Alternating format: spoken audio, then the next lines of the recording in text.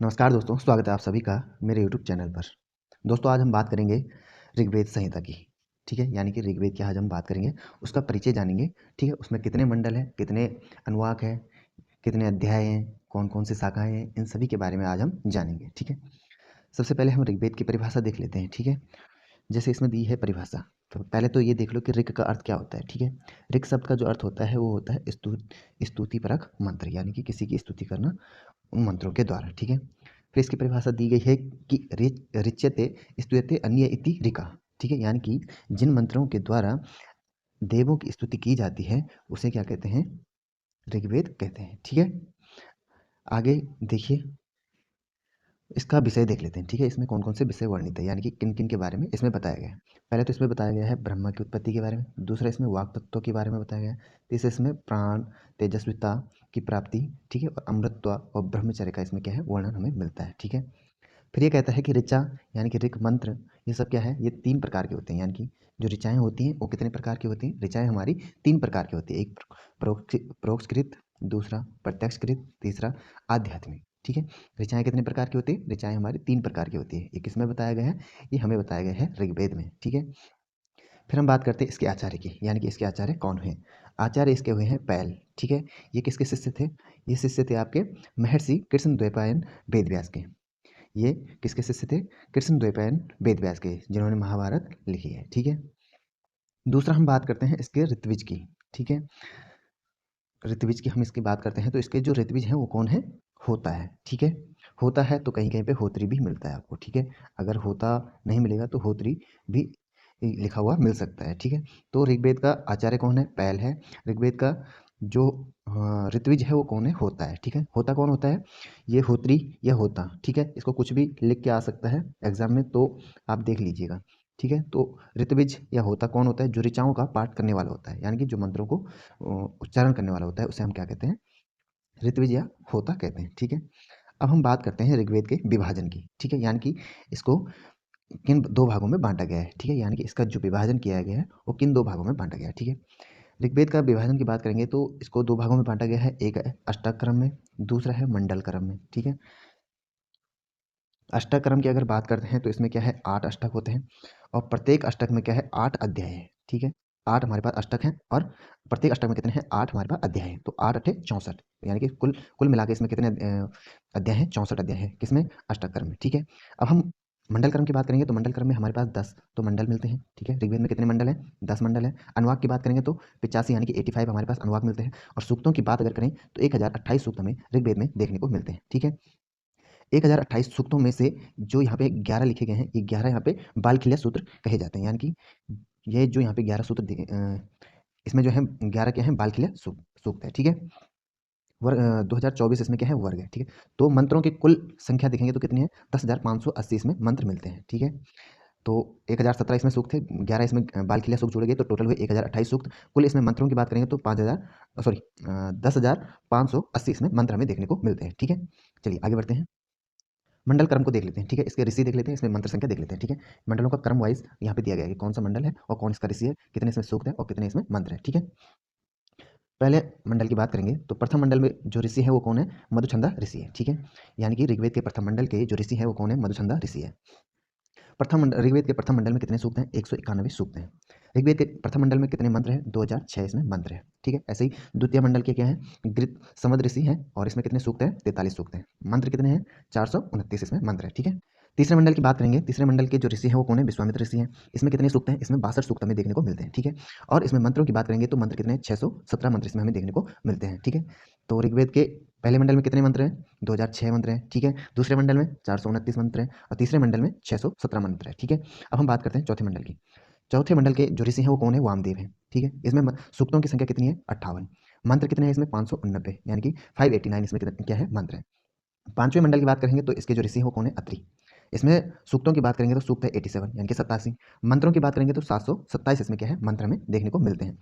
छठे मंडल की बात करेंगे तो इसके जो ऋषि हैं वो भारद्वाज हैं। ठीक है, और इसमें जो सूक्तों की संख्या मिलती है वो मिलती है हमें 75 यानी कि 75। मंत्रों की संख्या इसमें कितनी है, 765 इसमें मंत्रों की संख्या हमें देखने को मिलती है। 7वें अध्याय की अगर हम बात करेंगे तो इसके ऋषि हैं वशिष्ठ। ठीक है, और इसमें जो सूक्तों की संख्या है वो 104 और मंत्रों की संख्या की बात करेंगे तो 841 हमें इसमें मंत्र देखने को मिलते हैं। ठीक है। 7वें अध्याय की हम बात कर रहे थे, 7वें मंडल की। ठीक है। अब हम 8वें मंडल की ओर चलते हैं। तो 8वां मंडल, इसके जो ऋषि हैं वो कण्व ऋषि हैं, भृगु ऋषि है, अंगिरा ऋषि है। ठीक है। और इसमें कितने सूक्त हैं? इसमें 92 सूक्त हैं और 11 इसमें बालखिल्य सूक्त हैं। ये वही सूक्त हैं जो अभी हमने पहले पढ़े थे कि कितने हैं बालखिल्य सूक्त, वो हैं 11। ठीक है। तो पूछ सकता है कि ऋग्वेद के कौन से मंडल में हमें 11 बालखिल्य सूक्तों का वर्णन मिलता है? तो ऋग्वेद के 8वें मंडल में हमें 11 बालखिल्य सूक्तों का वर्णन मिलता है। ठीक है। इसमें मंत्रों की बात करेंगे तो 1716 मंत्र इसमें 8वें मंडल में हमें देखने को मिलते हैं। ठीक है। आगे हम बात करते हैं 9वें मंडल की। 9वें मंडल के जो ऋषि हैं वो कौन है? सोम, पवमान। ठीक है। और इसमें जो सूक्त संख्या है वो 114 है। मंत्रों की संख्या इसमें कितनी है? 1108। 10वें मंडल की बात करेंगे, इसके जो ऋषि है वो है इंद्राणी, सची और उर्वशी। ठीक है। इसमें सूक्त है कितने हैं? 191 इसमें सूत्र है। मंत्र कितने हैं? 1754 इसमें मंत्र में देखने को मिलते हैं। अब हम इनका कुल योग करेंगे तो क्या है? कुल मंडल 10 हमारे पास है। ऋग्वेद में कितने मंडल है? 10 मंडल है। कुल सूक्त कितने हैं? 1028 सूक्त हैं ऋग्वेद में। और कुल मंत्र कितने हैं? 10,552 लगभग। ठीक है। कहीं कहीं पे क्या होता है 10,580 भी हमें देखने को मिलते हैं, जो इससे पहले वाले में मैंने आपको बताया था। ठीक है। चलिए आगे बढ़ते हैं। अब हम बात करेंगे ऋग्वेद की शाखाओं की। ठीक है। यानी कि ऋग्वेद की कितनी शाखाएं बताई गई हैं और कितनी शाखाएं हमारे पास अभी उपलब्ध हैं। ठीक है। महाभाष्य हमारे पास, जो महाभाष्य है पतंजलि। ठीक है। 150 ईसा पूर्व इनका समय माना जाता है। इनके अनुसार क्या है? ऋग्वेद की 21 शाखाएं हैं। कितनी? ऋग्वेद की 21 शाखाएं हैं। एक विंशतिदा बाहिर्यचम। ठीक है। तो 21 शाखाएं हमें ऋग्वेद की मिलती है। ठीक है। एक चरणव्यूह ग्रंथ है। ठीक है। जिसके लेखक कौन है? शौनक है। तो इनके अनुसार क्या है? ऋग्वेद की हमें कितनी शाखाएं मिलती हैं? 5 प्रमुख शाखाएं देखने को मिलती है। ठीक है। पहली शाखा की बात करेंगे। पहली शाखा है इसकी साखल शाखा। ठीक है। कौन सी है? साकल शाखा। साकल शाखा। ठीक है।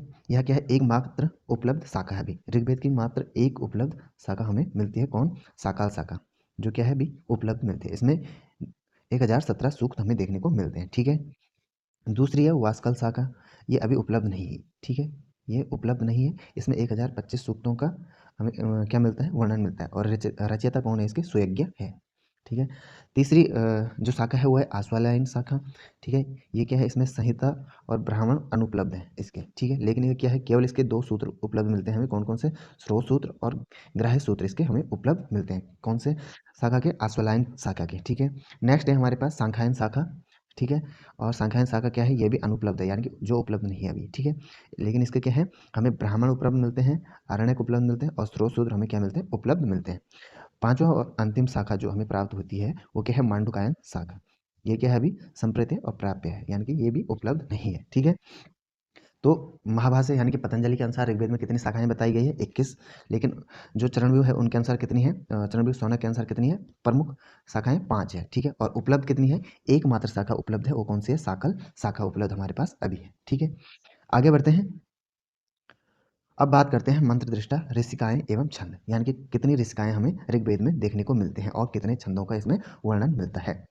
तो जो यहाँ पे देखो, ऋग्वेद की जो ऋषिकाएं हैं वो कितनी है? 24 हैं। ऋग्वेद में कितनी ऋषिकाएं हैं? 24 ऋषिकाएं हमें देखने को मिलती हैं। और कितने मंत्र देखने मिलते हैं इनके? 224 मंत्रों में। ठीक है। और अथर्ववेद की जो ऋषिकाएं हैं, जो हमारा चौथा वेद है, उसमें कितने हैं? 5 ऋषिकाएं हमें देखने को मिलती है और 198 मंत्र देखने को मिलती है। ठीक है। अब हम बात करते हैं कुल योग की। तो 24 तो ऋग्वेद की हो गई। ठीक है। प्लस 5 हमारे अथर्ववेद की हो गई। कुल मिलाकर 29 ऋषिकाएं हमें मिलती हैं वेदों में। ठीक है। और कुल मंत्र कितने हो गए इनके? इनके मंत्र हो गए 422 मंत्र। ठीक है। अब बात करते हैं ऋग्वेद में कुल छंद। ठीक है। जिनमें से 7 मुख्य हैं। ऋग्वेद में जो कुल छंद है वो कितने हैं? 20 हैं। लेकिन इनमें से 7 हमारे पास क्या है? मुख्य छंद हमें देखने को मिलते हैं। पहला छंद है पहला छंद है गायत्री छंद। ठीक है। इसमें क्या है? 24 वर्ण हमें देखने को मिलते हैं। ठीक है। अक्षर। दूसरा है औष्णिक। इसमें हमें 28 अक्षर देखने को मिलते हैं। तीसरा है अनुष्टुप छंद। इसमें 32 अक्षर देखने को मिलते हैं। चौथा है बृहति छंद। इसमें 36 अक्षर देखने को मिलता है। और पांचवा है पंक्ति छंद। इसमें हमें 40 अक्षर देखने को मिलते हैं। छठा है त्रिष्टुप छंद। इसमें हमें 44 अक्षर देखने को मिलते हैं। और सातवां है जगति छंद, जिसमें हमें 48 अक्षर देखने को मिलते हैं। ठीक है। अक्षर मतलब वर्ण। ठीक है। तो ये क्या है? 7 प्रमुख छंद में इसमें देखने को मिलते हैं। और टोटल कुल कितने छंद ऋग्वेद में बताए गए हैं? 20 छंदों का इसमें बताया गया है। ठीक है। अब ऋग्वेद के कुछ महत्वपूर्ण सूक्त देख लेते हैं, कौन कौन से ऋग्वेद के महत्वपूर्ण सूक्त हैं। ठीक है। पहला सूक्त है पुरुष सूक्त। ठीक है। ये 10वें मंडल का 90वां सूक्त है। इसके जो ऋषि हैं वो नारायण है। कौन है इसके ऋषि? नारायण। विषय क्या है इसका? परमात्मा के विराट रूप व सृष्टि का वर्णन इसमें हमें देखने को मिलता है। यानी कि पुरुष सूक्त में हमें किसका वर्णन मिलता है? परमात्मा के विराट रूप का तथा सृष्टि के वर्णन का। ठीक है, ये चारों वेदों में हमें क्या मिलता है? प्राप्त होता है। कह रहा है पुरुष ए वेदम सर्वम, यानी कि पुरुष ही क्या है? सब कुछ है। ठीक है, ब्राह्मणों अश्य मुखमासीद, यानी कि ब्राह्मण क्या है? इसके मुख से निकला है। किसके? विराट पुरुष के मुख से। दूसरा है नासधीय सूक्त। ठीक है, ये क्या है? 10वें मंडल का 129वां सूक्त में सूक्त है। ठीक है, इसके जो ऋषि है वो कौन है?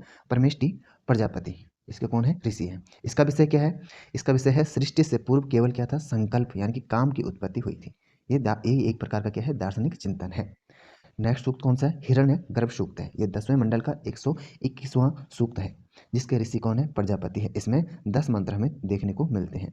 यानी कि हिरण्य गर्भ सूक्त में हमें कितने मंत्र देखने को मिलते हैं? 10 मंत्र देखने को मिलते हैं। इसका विषय क्या है? हिरण्य गर्भ सूक्त का जो विषय है वो क्या है? स्वर्ण पिंड, यानी कि सृष्टि का निमायक। ठीक है, फिर कह रहा है कस्मे देवाय हविषा विधेम, यानी कि हम किस देवता को माने और किसकी पूजा करें। ठीक है, चलिए अब आगे देखते हैं ऋग्वेद के और जो सूक्त हैं उन्हीं के बारे में बताया गया। ठीक है, नेक्स्ट सूक्त है अस्य वामीय सूक्त। ठीक है, इस ये भी क्या है? 10वें मंडल का 164वां सूक्त है। ठीक है, इसमें क्या है? कुल 52 मंत्र हमें देखने को मिलते हैं। ठीक है, इसमें क्या है? दर्शन, मनोविज्ञान तथा भाषा विज्ञान देखने को मिलता है। ठीक है, ये क्या है? पाश्चात्य विद्वानों द्वारा क्लिष्ट माना गया है। ठीक है, ये जो सूक्त है पाश्चात्य विद्वानों द्वारा क्या माना गया है? क्लिष्ट सूक्त माना गया है। ठीक है, अब आगे हम बात करते हैं श्रद्धा सूक्त की। ये क्या है? 10वें मंडल का 151वां सूक्त है। ठीक है, इसमें क्या है? श्रद्धा काम, यानी कि संकल्प की पुत्री है। ठीक है, श्रद्धा काम किसकी पुत्री है? संकल्प की पुत्री है, कामयानी। ठीक है, नेक्स्ट है वाक सूक्त। ठीक है, वाक सूक्त क्या है? इसमें 8 मंत्र है। ऋषि इसका वाक अभी ऋषि है इसका वाक अभ्रिणी। ठीक है, आत्म विवेचन इसके बताता है। इसमें इसका विषय भी क्या है? वाग देवी का ब्रह्म रूप में वर्णन किया गया है। ठीक है, देख रहे हैं हम राष्ट्रीय संगमनी व सुनाम। तो ये क्या है? राष्ट्र निर्मात्री और शक्ति है। ठीक है, आगे हम बात करते हैं ऋग्वेद के अन्य सूक्तों की। ठीक है, ऋग्वेद में कौन कौन से अन्य सूक्त है? एक नेक्स्ट सूक्त है संज्ञान सूक्त। ठीक है, ये क्या है? 10वें मंडल का 191वां सूक्त है। इसमें 4 मंत्र है। ठीक है, ये क्या है? सामाजिक सौहार्द पर क्या है? इसका उपदेश दिया गया है। ठीक है, नेक्स्ट है दानी सूक्त, और इसमें क्या है? 10 मंडल है, 1007 सूक्त है, यानी कि इसमें दान की बातें कही गई है। नेक्स्ट है अक्षय सूक्त। इसमें ये क्या है? 10वें मंडल का 34वां सूक्त है। इसमें 14 मंत्र है। इसमें क्या है? जुआ द्यूत, मतलब जुआ और द्यूत एक ही होता है, इसकी क्या की गई? निंदा की गई है। नेक्स्ट है विवाह सूक्त। इसमें क्या है? 10वें मंडल का 85वां सूक्त है। 85वां सूक्त है। इसमें क्या है? सूर्य की पुत्री उषा व सोम चंद्रमा का विवाह का इसमें वर्णन मिलता है। नेक्स्ट है आख्यान सूक्त। ठीक है, इसमें क्या है? विष्णु के 3 पैर बताए गए हैं कि 3 पग क्या है? त्रिविक्रम कहलाते हैं, यानी कि विष्णु के 3 पग मतलब 3 लोक के बराबर है। ठीक है, तो मंडूक सूक्त है। ये 7वें मंडल का 103वां सूक्त है। इसमें क्या है? मेंढकों की तुलना वेद पाठी ब्राह्मणों से की है। ठीक है, नेक्स्ट है इंद्रवृत्ति युद्ध का, इसमें इंद्रवृत्ति युद्ध। ठीक है, ये क्या है? पहले मंडल का 80वां सूक्त है। अब कुछ संवाद सूक्तों की बात कर लेते हैं। ठीक है, कि ऋग्वेद में कितने संवाद सूक्त हमें देखने को मिलते हैं। ठीक है, कह रहा है कि ऋग्वेद के प्रमुख 4 संवाद सूक्त हमें देखने को मिलते हैं। एक तो विश्वामित्र नदी सूक्त है, जो तीसरे मंडल का 33वां सूक्त है। ठीक है, इसमें क्या है? ऋषि कौन है? विश्वामित्र है, और देवता कौन है इसकी? नदियाँ। ठीक है, विपाट सतुद्री, ये क्या है? इसकी देवता है। किसके? विश्वामित्र नदी सूक्त के। दूसरा है यमी संवाद सूक्त। ये 10वें मंडल का 10वां सूक्त है। इसमें ऋषि कौन है? यमी वैवस्वती है, और देवता कौन है? यम, यानी कि दोनों भाई बहन रहते हैं इसमें। ठीक है, यम और यम। नेक्स्ट है पूर्वा उर्वशी संवाद सूक्त। 10वें मंडल का 95वां सूक्त है। ठीक है, इसके ऋषि कौन है? पूर्वा उसी है, और उर्वशी देवता भी इसके कौन है? पूर्वा उर्वशी। नेक्स्ट है श्रमापाणी संवाद सूक्त। ये क्या है? 10वें मंडल का 108वां सूक्त है। ठीक है, तो दोस्तों आज के लिए इतना ही काफ़ी है। आज हम ऋग्वेद पे ही ख़त्म करते हैं। ठीक है, कल नेक्स्ट वीडियो में जब हम बात करेंगे तो यजुर्वेद की बात करेंगे, यानी कि जो हमारा नेक्स्ट वेद है यजुर्वेद, उसकी हम बात करेंगे। वेद तरी में कौन आता है तो वो भी आपको बताया जाएगा। तो चलिए दोस्तों, आज के लिए इतना ही। धन्यवाद।